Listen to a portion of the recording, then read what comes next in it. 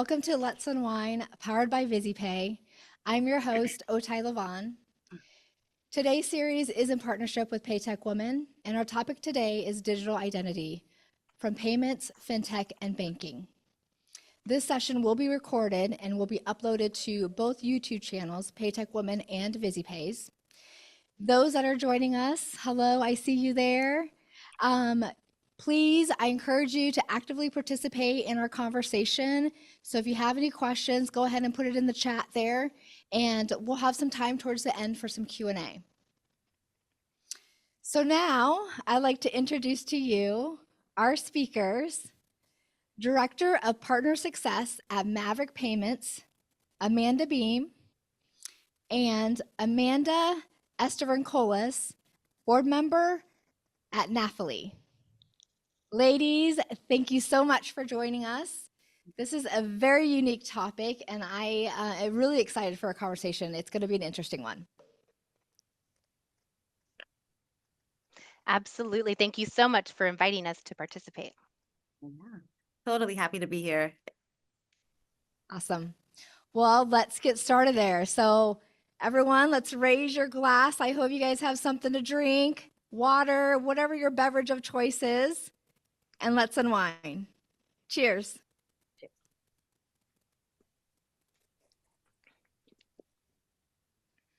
What are you drinking there, ladies? Amanda. Well, okay, so we're going to turn this into a drinking game.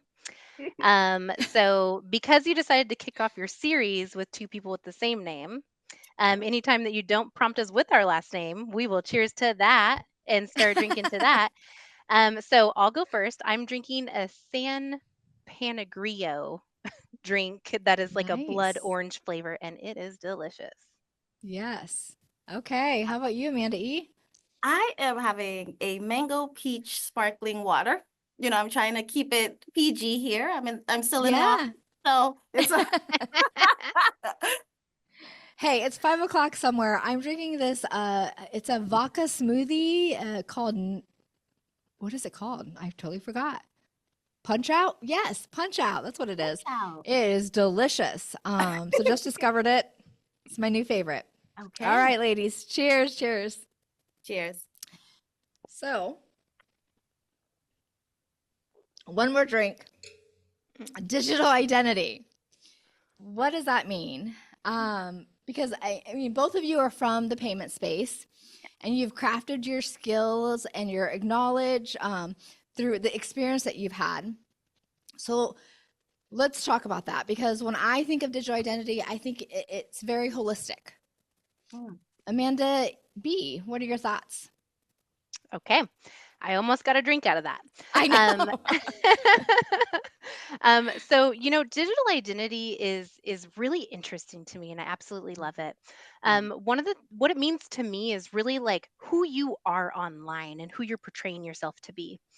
And what I really encourage folks to do is like while you're building your personal brand, keep that in mind and really build that digital identity in this as closely as possible to who you are in real life, right? So your digital identity and your real identity should closely align. And what I found along my journey is that the closer that they are, the more confident you will be.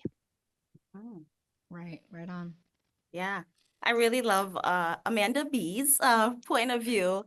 And I totally agree. You know, I think about digital identity, of course, in your defined way. It refers to an individual's online presence and interaction, right? Like social media, how you present yourself, your exposure in terms of, how people like Googling yourself, right?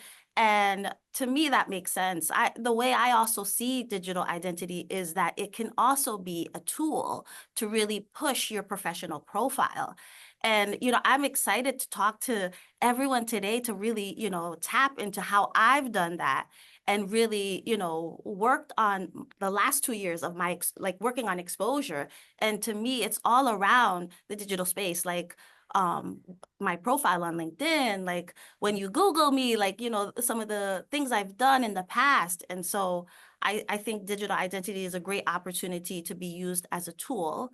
On the other side of the fence, you did mention that we are payment experts. And I think digital identity is it's such an exciting time right now because a lot of the banks and the networks are doing some really unique initiatives around that, right? This concept of, embedded identity, identity verification tools and things like that. So Right. I love how, like, we're talking about, for the payment nerds, we're talking about something that kind of relates to our professional stories per se. But yeah, that I think the definition that Amanda B said was like perfect. Yeah, I agree. It goes all the way around, Yeah. from your social media handles and your profiles to, how you portray yourself and at work, for sure. Your So email address matters. Just saying. there you go. Your Well, personal email address.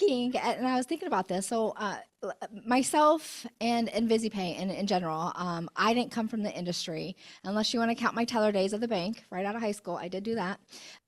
Most of our people here at VizyPay hadn't either come from the industry. So, I'm curious, how did you two get into the industry? And I'm going to actually throw it over to you, Amanda E. Yeah. No, first off, I love the fact that there's a partnership here with Paytech Women because I think these DE&I associations are really powerful in, one's professional journey. And I think about thinking about this question, surprisingly enough, I literally got into payments through a mentor because through a DE&I program at my company. And so it's so funny how they literally gave me a leadership position within this DE&I program. So I had to lead their Grow and Promote initiative, which was all around putting together the mentor and sponsorship programs. I had to put together content to help build business acumen, and then figuring out a strategy to help colleagues with their exposure and building their exposure to, get the right projects or to get face time with leaders. And through that initiative, through that DE&I initiative, I had to basically interview leaders for these upcoming initiatives. And so there was one woman who became my mentor through the program that I got a chance to engage with, who really helped put together this idea on the payments landscape. When I was got a chance to engage with her, I was your typical finance, operational P&L manager. And she just brought me into this whole world of strategy and thinking about how to optimize relationships with the networks. And so funny enough, like 8 months later, she literally had a role that opened up within her organization. And I was the first in mind. And it's so funny because that scenario actually made me start thinking about this concept of planting seeds and Yeah. how important it is to have exposure and really engaging with leaders day to day, because not only do you get a chance to learn about their objectives and their strategies for their organization, but it gives you that face time when roles pop up. You might be the first in mind. And so I wanted to make sure I, told you guys this story because I know that there's leaders out here that's listening. And I want you to understand how important it is to have that exposure, to have that engagement with leaders, not only learning about what they're doing within their organization, but it may get you the next project, the next, high potential project or the next role. And within times like this, right? Like it's very important when there's restructuring, when there's like massive things that are going on. Mm-hmm. Exposure is really key. So that's why I'm really excited about this concept of digital identity, online presence, because we want to figure out how to best utilize that as a tool in one's career. But yeah, I got into payments through this mentor who eventually turned into a sponsor. And from there, I've been in it ever since. Really excited to be here, be That's a part great of the story. I'll club. cheers to that, girl. Yeah, Cheers to cheers to that. that. Ooh, yeah. So my story is not nearly as interesting as yours, Amanda. So I have been in the industry for about 20 years. I joined back in 2002, and I did take a small break in between due to some bank closures and FDIC takeover, et cetera. But anyway, so I really kind of fell into payments. And you really never met anybody until kind of more recently that ever said, I want to grow up and be in payments, right?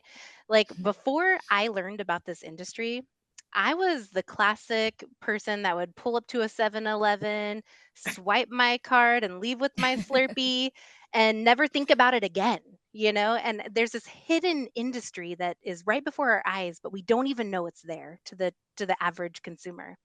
And so when I was 19 years old, I needed a job to pay rent while Mm, I put myself through college.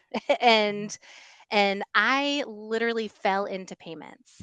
And I got hired into a call center role, customer service call center role. I served 5 years in the call center. It takes a special person to work in a call center. So shout out to anybody that's out there in the Yeah, call center. We see you. I agree. Yep. Cheers Oh, to we're that. gonna yep, cheers to that. cheers to Yeah. that. Oh, yeah. I That's what's love that. up. Yep, cheers to that. Love it. Love it. So it's like one of those things where I really built my strong foundation in the payments industry, serving that 5 years in the call center. And I've held a variety of different positions over the course of the last 20 years. So I started out in customer service rep one, or rep number two, a call center lead. I did some tech support. And then I really uncovered my true passion in about 2008, when I started working with sales agents. Mm, And I know it sounds kind of wild. They're a special breed, but I absolutely love working with sales agents. They're amazing. And it really kind of comes down to helping people. And that's where my biggest self motivation comes from. So, to answer your question in a long winded way, I fell into payments and I quickly fell in love with the ever changing industry. And the payments industry kind of has this gravitational pull on you where, like, once you're in it, you can never get out. Like nothing is ever as interesting as the Yeah. payments industry, at least to me. So mm. Yeah. that's how I fell into payments and have never looked back. I would agree with you on that for sure. All right. Well, cheers to that. Cheers to that. Yeah, girl. So, when Yeah. you think of digital identity, I think about, how do you make your mark? So, self reflection is key in understanding yourself and what you bring to the table in your current work setting. I do believe that, those skills not necessarily need to be just hard skills. Their soft skills are just as important. What are your thoughts around that, Amanda B? Well, you know what? I definitely could not agree more with you. That I think self reflection is something that we all need in our lives. And Mm, oddly enough, it seems to be like the number one thing that people always avoid. Right. And it's kind of like one of those things where, as a leader, it's really easy to write performance reviews on your team because you can see the best in them and you can see areas that you can help develop them. But then when it comes time to turn the mirror inward and you're doing that self reflection, I don't know about y'all, but I'm like, "Ooh, hold on, what? Freeze up," you know? But it's really important to spend that time and really doing self-reflection, and I'm talking daily, right? Like, mm, making reflection time every day is so important. But the reason that I think that self-reflection is so important for everybody in a leadership role, and remember, you can lead from any seat, you don't have to have it Yes, in your title. Um, 100%. so you know what? I'm gonna go ahead and cheers to that. cheers to Mm, that. I mm, was mm, just Okay, yeah, mm, saying. cheers to mm, that. mm, mm, Cheers mm, to mm. Hold on, where'd it go? Okay, there it goes. Being All right, with or without a title. mm, that. bam. Right. But the biggest challenge that I would leave people with is really do the self reflection and understand why you are the leader that you are today, right? Mhm. With or without that title. And that's something that I really had to do, and it was tough, right? And what I understand about it is just that, like, the reason that I am the leader that I am today is based on a collection of experiences that I've had in my Mhm. life along my journey with previous leaders that I've had. Mm, And it's always leaving me with one thing, and it's really how leaders make people feel, right? mhm, And so for me, it's the quote by Maya Angelou that really sticks with me, is, I've learned that people will forget what you said, people will forget what you did, but people will never forget how you made them feel. mm, Right. And that is the biggest thing that really has stuck with me through my self reflection and understanding why those skills are so important, and necessary at any stage of your career and in just in your life in general. Mhm. Yeah. No, I love that. I think I love that, Amanda B. I think, self-reflection is a hard task. Yeah. It's it's a hard task. It's us having to face our, not only our wins, but our, I like to call it our areas of opportunities, right? Like our Mhm. areas where maybe we need to develop ourselves. And so, sometimes I think in terms of starting your self-reflection journey, that it's okay to put together a board of advisors to kind of like help you, Oh, assess yes. who you are and how you come across or present yourself. And so I know sometimes your board of advisors will not only include mentors, but the community that you've built around you could be colleagues that you work with, could be folks that you've with in the past. I know that there's tools like I've done quite a few tools like 360s, the Mhm. 360s reviews, and Mhm. sometimes those can be tough to read, but I do think that practicing the art of self-reflection, and even if you create a time and date to do that, I think is really beneficial in, like you said, Amanda B, in building that one's confidence. The way I utilize self-reflection is, like I said, I utilize a community. I actually have an executive coach who's been really helpful because I'm in this season right now in my career where I'm taking large risks that I would have never, young Amanda starting in her Yeah. 20s would have Mhm. never even thought of taking. And so, I knew that, hey, these are roads that I'm walking in that I might need a little bit of guidance.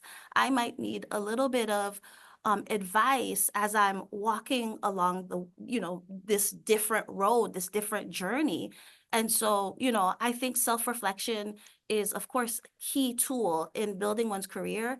And sometimes I do want to mention a few resources that people can do. We're looking into what the New Year's, there's going to be New Year Yeah. resolutions and Yes. things like that. Mhm. In my past world or life, I used to do vision boarding, which I mean Yeah. could be a little bit like arts and craftsy, but honestly, I'm a visual learner, and talking about folks is the way they learn.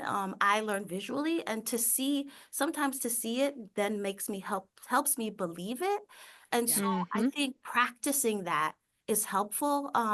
I've also mentored a few women, and that's part of kind of like an activity that I have folks do when they're just not sure where they want to be in their careers, or where they want to be, the next 5 years. So I think about it, hey, self-reflection gives you that opportunity to really do an inventory list of all the things that you're good at, all the areas of opportunities, and then where you want to go next. So it's really important to put that together. And when we think about that, just going back to the digital identity piece, vision boarding also includes, updating that LinkedIn profile, right? Like, Mhm. adding a picture. You know, Mm. Yeah. there Please are put Start a creating picture. Cheers to goals. the picture. cheers to the Cheers. picture. Cheers Cheers to to the the picture, picture. I'm y'all. telling you, because online presence is really important.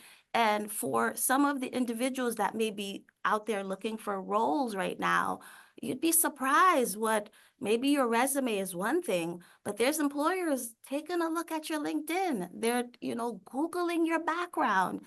And so, I know we're talking about self-reflection, but I want us to also remember online presence and really Mhm. making sure that we work through that, and maybe the vision boarding can help you do that, right? So, Yeah.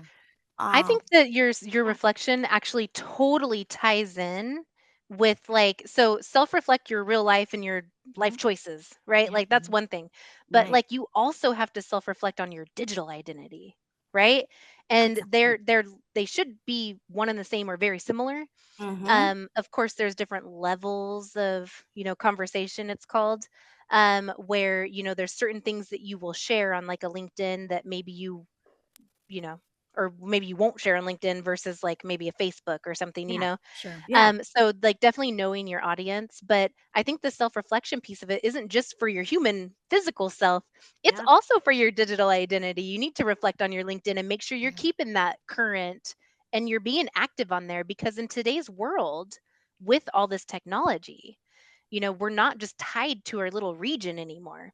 I'm up Mhm. here in Eureka, California, where there's like nothing here, and I'm working for a company remotely out of the area. Exactly. Maverick is headquarters in Calabasas, 12 hours by car away, right? Mhm. So Mhm. that is all possible because I have a digital identity, right? Exactly. Yeah. And just making sure that that digital identity is continuing to grow with Mhm. your own personal self. You're active on LinkedIn, you're sharing updates and accolades that, you might, I don't know what it is about a lot of women, we like to minimize our accomplishments, but Yeah. like we should be shouting from the rooftops on any Yeah. certificate, any completion, any skill we Hmm. learned. Yeah. Like, let's bring that over to our digital Yeah. identity. I Yeah. love that you brought that up. There's a lot of bankers, like women in the banking world, that are just nervous about putting their, accomplishments out there. And guys, please do. There's a community that's rooting for you. I am one of them. And Hmm. I Yep. just love that. Like, please encouraging folks to, cheer for each other, cheer for our wins. It's going to be really important now, especially for women, especially for Mm, marginalized groups, mm, to really yeah. do that, to really cheer each other on. Yeah, Yeah. I agree. So I think you have to find your moment, right? Where you Yeah. find best, where you self-reflect. It's Mm-hmm. kind of odd, but I find myself like thinking more when I'm in the shower. Oh yeah. My I'm like, I best don't know, ideas come scrubbing there. away Yeah, it's weird. germs, and then I'm Wait, like, not oh gosh, singing. shoot, I like to self-reflection. sing though. Ah! Weird, really weird. I don't know. Um, so, Amanda E., through your experiences, what have been those transferable skills that Yeah. you've gained, and what are some of the skills that you have been able to transfer? Ooh, yeah.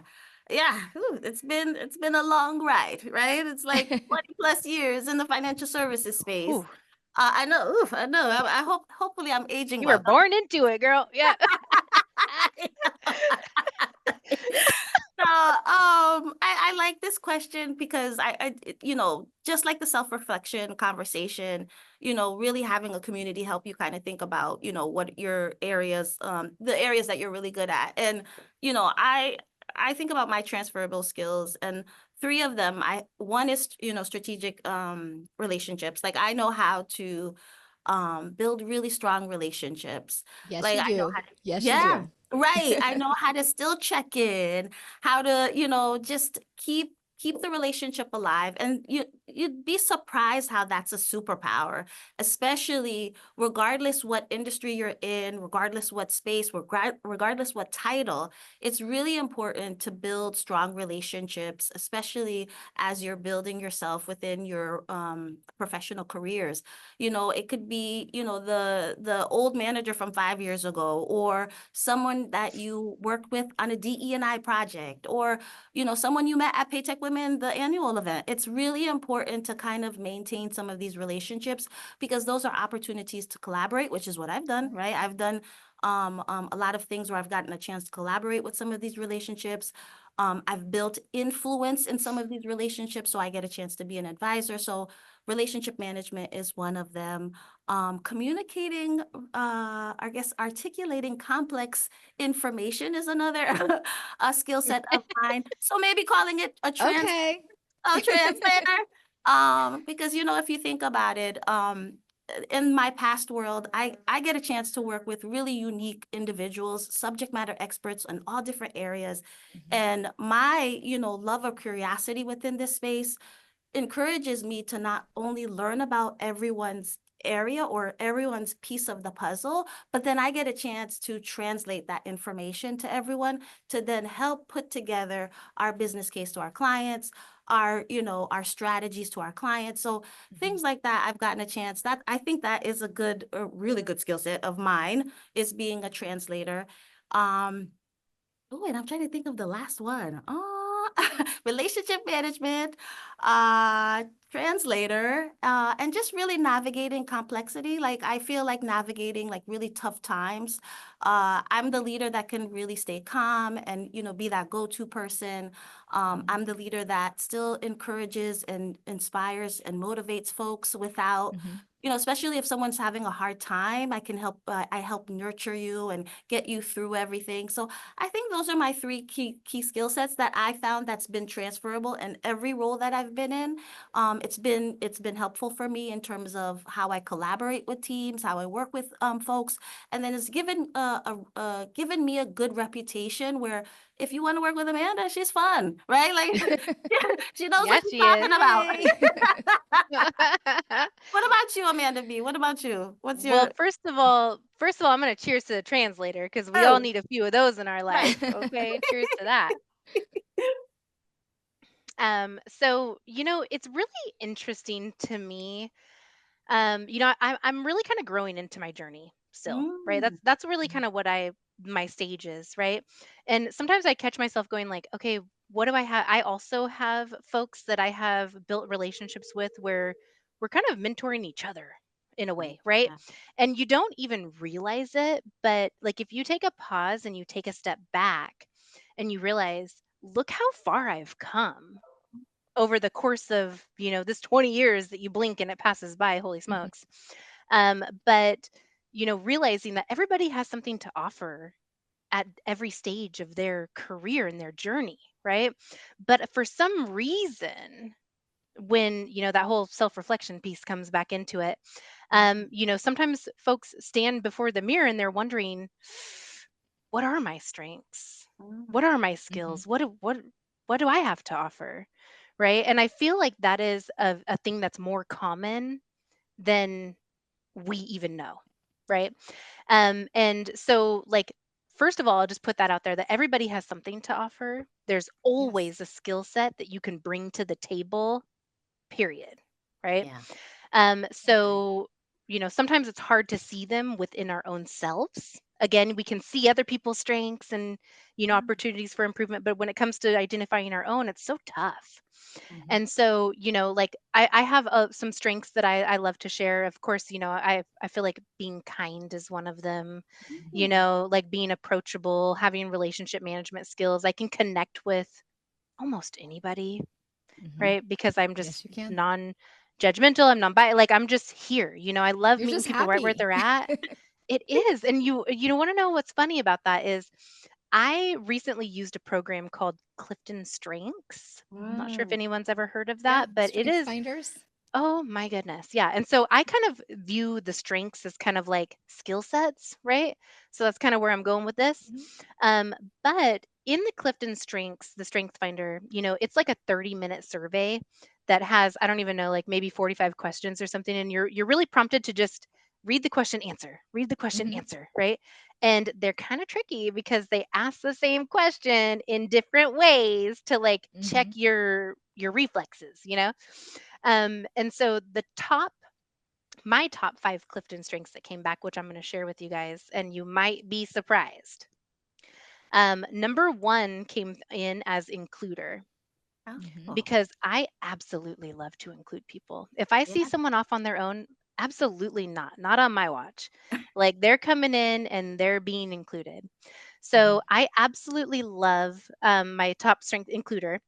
Mm, The next one is positivity, which I mm, don't know where they came up with that, but anyway, so it's kind of interesting. Positivity, realtor, which I thought was kind of interesting because that one Mhm. is really like where I feel more comfortable in kind of smaller groups, but I do pretty good in larger groups, which is pretty true. Um, developer was number 4, and then number 5 was discipline. And I was really surprised how accurate this 30-minute survey was. And I'm like, who sent you? Right? Like, who is this? Like, my digital identity, my real life identity. Like, who are you? And I just really appreciated that because then this program, there is a book on it called the Clifton Top Strengths or something along those lines. I Mhm. can get the actual name for everyone. Strengths finders. There you go, Strengths Finder. Thank you. yeah. Yep. And in that book, it gives you tips and tools on how to lead with your strengths. Yeah. And Mm, so it really took me a minute to really kind of grow into my journey, right? Because I didn't know what I had to offer. I didn't know what my strengths were. And I was really kind of pushed and forced into doing that self reflection. And Mhm. then through a program I did, I got access to this. the Clifton Strengths Finder, and Mhm. it was amazing. It really changed my life because I didn't understand.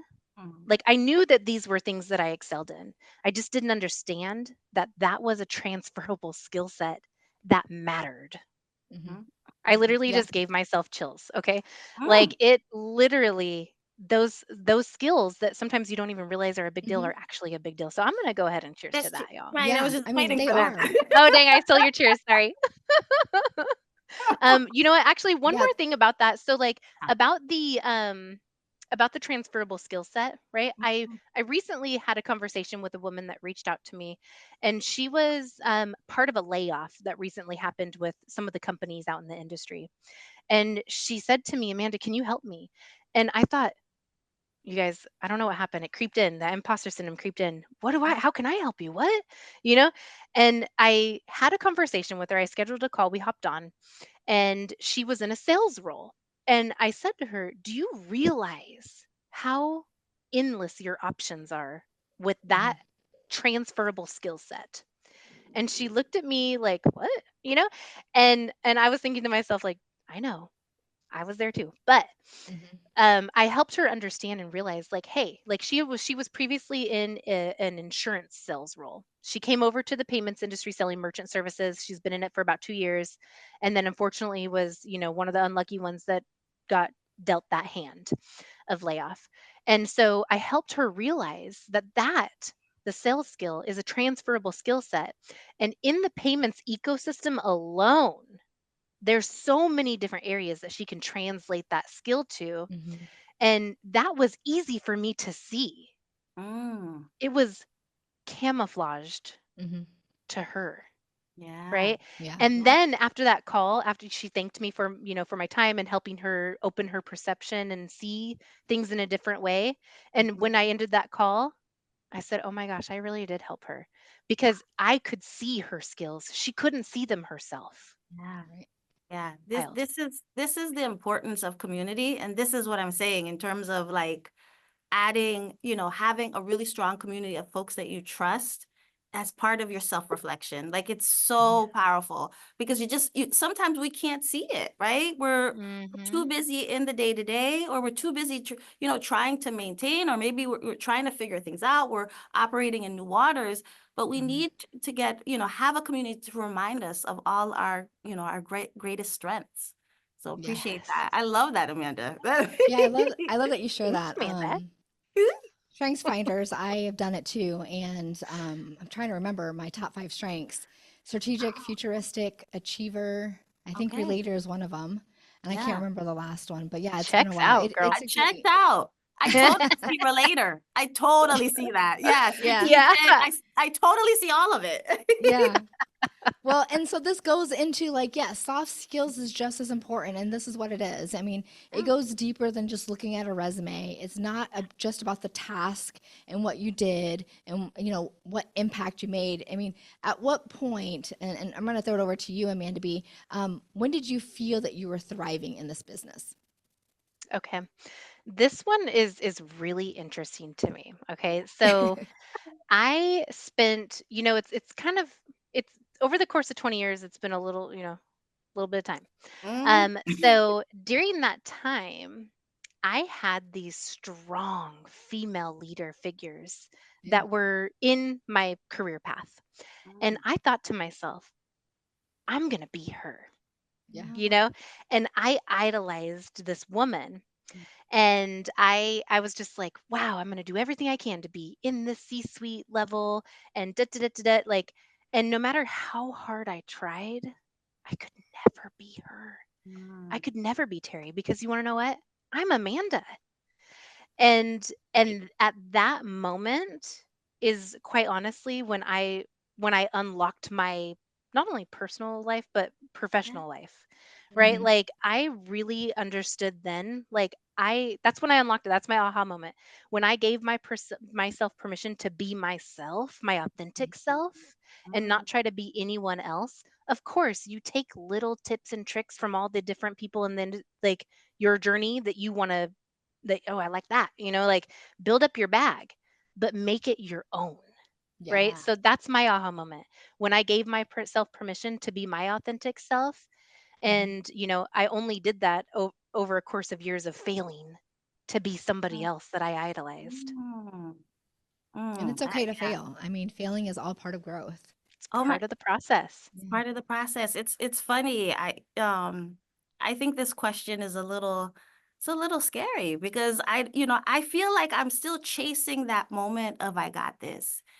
And Mhm. I think especially in like the season of my life where I'm trying to take bigger risks. I'm joining certain organizations. I just joined this board role that's like all around tapping into financial inclusion and pushing forth a cause. So I need to like operate as a crusader, but it's also operating in a space of the unknown, and I have to create something new, and I have to do something new and push myself.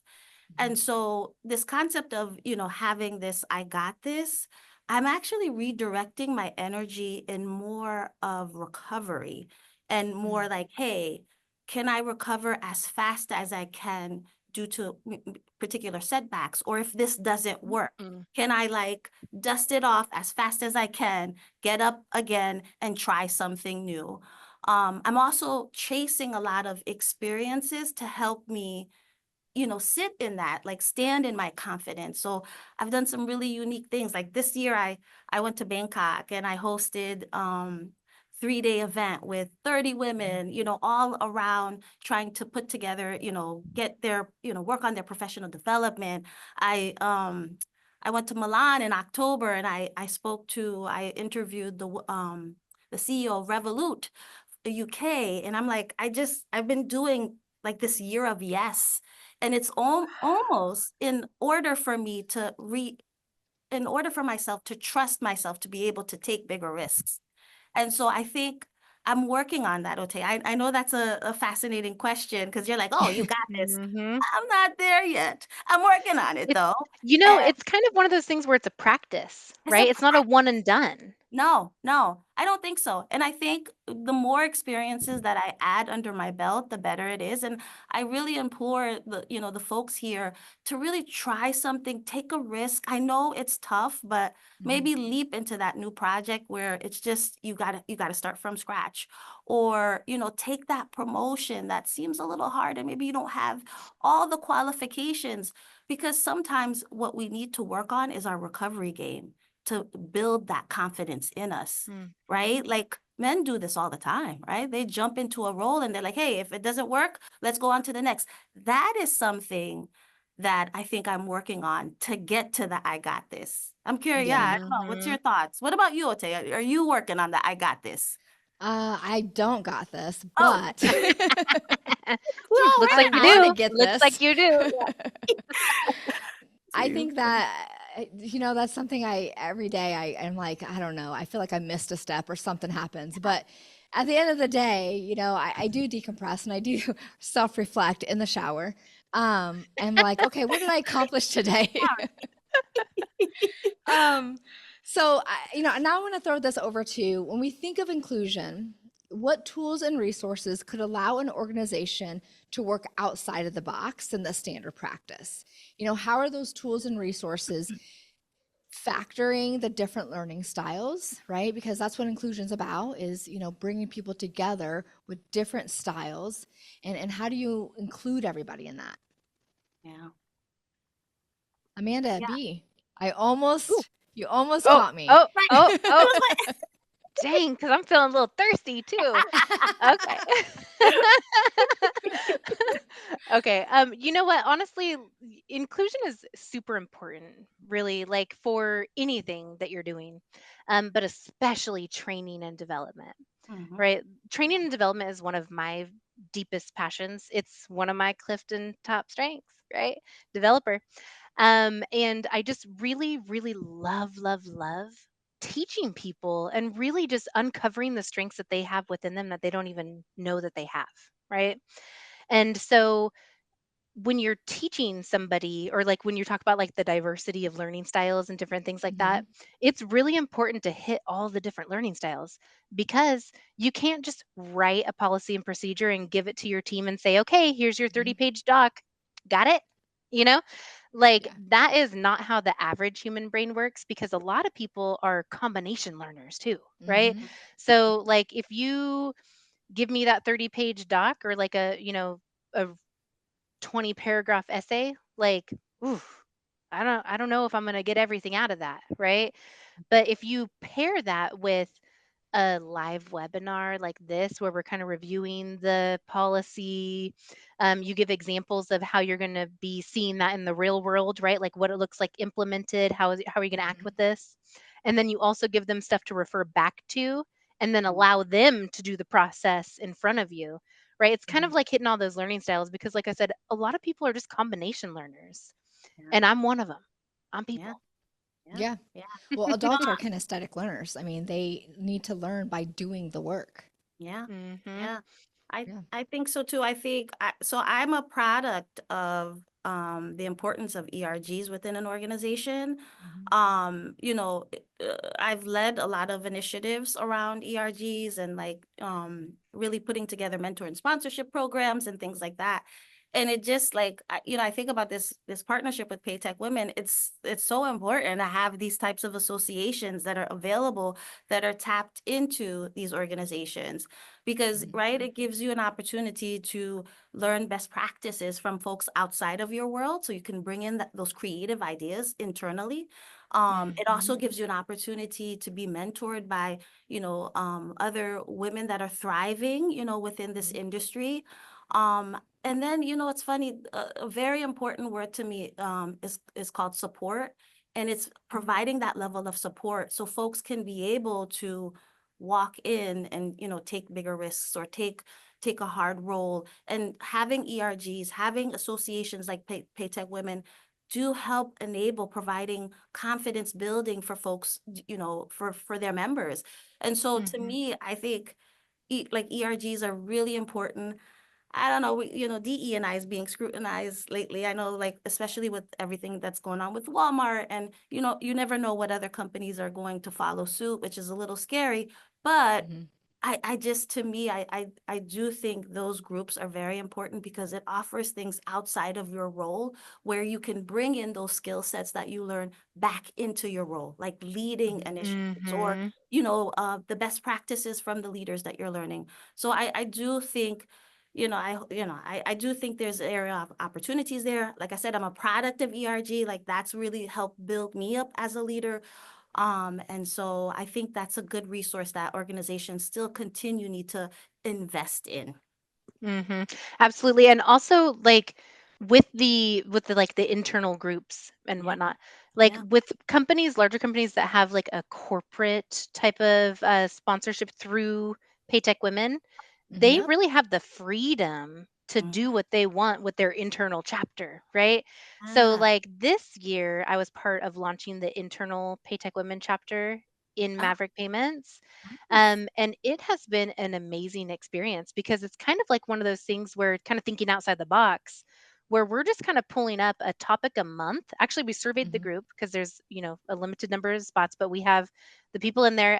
We took a survey from our key stakeholders, and then we just kind of the co-chairs of this internal chapter. It's not myself. Mm-hmm. It's me and two other women. Mm-hmm. And we go through and we set an agenda every month. We pick a topic of the month, like emotional intelligence or Ah, Mm-hmm. well-being, because there's so many different levels of well-being. Like people think, oh, I'm going to go to the spa and it's well-being, well, there's actually financial well-being. There's, the whole like self-reflection is part of that, right? Like there's so many different things. And mhm, so that is kind of something that we're doing and using the Paytech platform to leverage that. And mhm. it's been amazing to bring in this diverse group of women within our organization. Everyone has a different walk of life and also a different skill set. They come from different departments, and we all have something different to add. And we're Yeah, all constantly learning from each other. So, tapping the people around you in your community is a big part of that. yeah, Yeah. yeah. Well, Totally I'm going agree. to take this time now to turn it over to our folks on the phone that joined us. Yeah. So I'm going to go through some Q&A. If you guys want to unmute yourself, you're more than welcome to, and then just speak up. Otherwise, there is some questions that came through the chat, and this one is from Anna, how do you promote yourself, or how do you get that exposure? Mm. Can I take that one? Yeah, Yes, I'll go take it for it. first. I'll take it first, okay? And then you can add your stuff. So really interesting because I literally this is part of my journey, right? And I think it's part of everyone's journey, but it just feels so close to my heart. So really what I did is leverage the Paytech women community to really gain my comfortability talking in front of people like this. I never once Right. 10 years ago, girl, I would be behind the scenes with the camera off. Like I wouldn't even be here right now without the Yeah. Paytech community lifting and supporting me throughout the way out of my comfort zone and feeling like a safety net to catch me if I ever fell. But the number one way to gain exposure is to volunteer with the Paytech community and moderate a webinar. That's like Mm. the number one place to start. Mhm. Or like if you go to the Paytech Women Summit, there's always volunteer opportunities there. And that's where I've literally created some like relationships that have turned into outside of work relationships, like friendships, real friendships. Yeah. And it's been amazing for me. So that's kind of how I would recommend doing it is getting involved with your chapter, getting involved with the national level to do some volunteering and utilizing the Paytech community to get that exposure. And it's like part of the pitch, right? It's like do the practice the on the job skills without the risk of being on the job, Mhm. right? Exactly. We're here to support each other. So that's my advice there. What do you have to add, Amanda E? Yeah, no, I love it. Perfect. Grade A. Mhm. Uh, no, Yay. A. Cheers Uh, to that. I totally agree. I think Anna or Anna, it all depends on if you want to work on your internal or external exposure. And I love what Amanda Mm-hmm. B mentioned. I think that, getting involved, volunteering for, part of these ERG groups does enable a lot of leadership skills and exposure. Like I said, I'm a product of ERG. That's how I got to at least my start. And then externally, I think, hey, take the opportunity, like I said, to update your LinkedIn. Work on that title. I've mentored women where I've asked them, hey, think about your header or your title in LinkedIn and really think about how you want to present yourself. And sometimes just updating that title would then trickle into the other areas of yourself in terms of your personal brand. And then once people see that, then you can, it's setting up time with folks, building relationships, networking. I know some people don't like the word networking. I mean, I get it. I get it. But it is important in terms of building relationships. And there's ways to do it, either introverted or extroverted, that you can definitely do. Introverted, maybe set up a coffee chat with someone for 25 minutes, never over 30 minutes, because leaders don't really Mm-hmm. like that. But yeah, no, they don't. The time is valuable. But I do think, thinking about it in terms of where you want to go first, internal versus external, I think is a good Mhm. start. And then, like I said, Amanda B's advice on internal, I think was great. And then maybe, like I said, focus on the LinkedIn profile and work off there. Mhm. Yeah. Great advices. This question comes from Doctor, and I apologize, but Anafu. Um, how easy is it to get someone willing to be a mentor? Ooh, okay. I'll take that one because All right, you go. I will take that one because I've been asked quite a few times to be a mentor, and I've asked folks to be a mentor, and I Mhm. think it doesn't necessarily have to be formal. I think you don't necessarily have to be like, oh my gosh, I need to have a mentor, or I really like this, Amanda B story, Tessa. I really like Tessa's profile, and I want to be like Tessa. Instead of being like, okay, I want to automatically have Tessa be my mentor, it's like scheduling the coffee chat and really Mhm. assessing if Tessa is the person that you want to mentor, and maybe focus on building that relationship. And when you do have that coffee chat, just remember making sure to update your elevator pitch about yourself, and then always have one question for the leader ready to go. I know that leaders have egos, and honestly, if you set up a coffee chat for like 25 minutes, more than likely that leader will be the one doing most of the talking, because you will feed to their ego, scheduling time with them. But at least having that one interview question to even assess if this person is someone you want to have as a mentor, I think is really important. Is that I Dr.? love that you Oh, sorry. I love that you said like vetting your mentor, right? Yeah. Mm. Because even though on paper they look like, oh my gosh, I want to be this person or like learn Mhm. from them, when you connect with them, there could just be like, okay, never mind. I actually decided that this isn't the path that I wanted to go, right? Mhm. And that's okay. That's okay, right? And then the other thing to think about with the mentor programs is two things on mentors. One, I really encourage you to select a mentor when you're vetting them, somebody that's not exactly like you, or Yeah. even really, really similar. Like I really encourage you to push yourself outside your comfort zone and connect with. If you're an extrovert, I might be one, like, maybe go after that introvert, right? Because they're going to open your perspective and allow you to see things differently than you already do, right? So that's a huge, huge point to take on there. And then also, hey guys, FYI, Paytech Women has a mentor program. Hmm. So please make sure that you're utilizing that membership benefit. I personally have utilized the Mentor for a Minute program. I was faced with a challenge and I needed immediate help from someone that I trusted. And I turned to my Paytech Women community and I Mhm. reached out to the Paytech crew. I told them what I needed. They ran some survey and they matched me with three people that could potentially help me with my issue.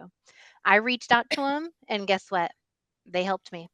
And it was just a mentor for a minute. It was a one time thing and it was incredible. So mentors, they can be at different levels, right? Like Mm. you can have your mentor for a minute, you could have a long-term Mhm. mentorship relationship, but there's different levels of it. So Yeah.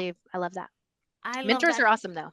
Yeah, I love that too. And mentors can be different seasons of your career. You might not necessarily Hmm. need a mentor like for a long time, like for over 6 months. It might just be a project, or you're just trying to get that promotion. So I like that thought process too. Love it. I Good questions. apologize. Yeah. I was dying there for a minute, but now I'm back. I tried to buy you some time. Oh my goodness. Well, thank you, ladies, for answering the questions. That's all the time that we have for the questions. But I do see you. You're in the chat. I see that you guys are messaging, so this is awesome. Catherine, yes, love your Clifton strengths. Erin, love it. I see your message in the chat as well. Thank you, everyone, so much for participating. My last question for you, ladies, as we end our conversation today, what is one strategy we can apply to digital identity? How about you, Amanda E? Oh yeah, I'm gonna keep stressing it. I would say like Google yourself, like literally Google yourself and what pops up, right? That should be Mm-hmm. like your starting point on like how do I want to build my digital presence? And then go to LinkedIn, update your profile, update your header and your title, and be your fabulous self and be okay with talking about your accomplishments. Work on that. Work on speaking highly of yourself. Do the self-reflection. Do a vision board next year. Maybe we'll do it together. Reach out to me. I'd love to do one with you. I do Oh, think folks need to really focus on, their presence and in building that narrative. You should own that. You don't want anyone else to own that for you. So that's my last saying. yeah. I Love love it. that. Be the captain of your own ship. There we Yeah. go. And Oh, so, the one thing that I will leave the group with is something I feel really strongly about. And in today's world, it appears to be harder for a lot of people than it is easy. I don't know. But like again, just being the same person or as close to the same person as you can be in mhm, real life and with your digital identity. Because, we're always talking about imposter syndrome Yeah. and like this lack of confidence and where is this going and where is this coming from, and a lot of it comes with your portrayed self image, your digital identity, and mhm, your true self Mhm. image. And the imposter syndrome and the lack of confidence comes from the gap, right? yeah. Ooh, So if you can focus on bringing them as close together as possible, Mhm. the rest will fall into place. So your digital identity is your real life identity. Yeah. cheers to I that. love you. I know. Yeah, Cheers to that. I I mean, love I it. love that you mentioned that gap. Mm, Yeah. Be your authentic self. Yes. And I think that's where you're going to discover your true digital identity for sure. Yeah. Yeah. Well, everyone, thank you so much for joining our Let's UnWine series powered by VizyPay in partnership with Paytech Women. A big shout out to our speakers today, Amanda Beam, Amanda Estiverne-Colas. Thank you so much. Mwah, mwah, mwah. This webinar, just a reminder, it is recorded and it will be published and uploaded on our YouTube channel. So both Paytech Women and VizyPay. So you can hit that subscribe button and you don't miss out on future sessions. And last thing is, I know we see a lot of comments there that's happening in the chat. So, feel free to reach out to us. We'll have a side conversation for sure. Your feedback is important and it will help us create content that's tailored to your interests and needs. So thank you everyone again for joining us. And I'm glad you unwind with us. Aw. Cheers. Cheers. Thank you so much for having us. Bye, guys. Thanks so much for Thank having us. you. Take care. Thank you. Bye. Bye.